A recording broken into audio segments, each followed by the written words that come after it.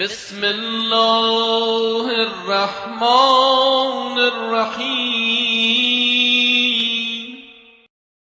اللهم زينني فيه بالستر والعفاف،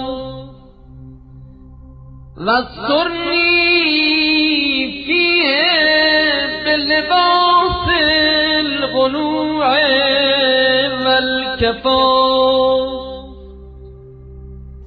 واحملني فيه على العدل والإنصاف، وآمني فيه من كل ما أخاف، بعصمتك يا عصمة الخائفين.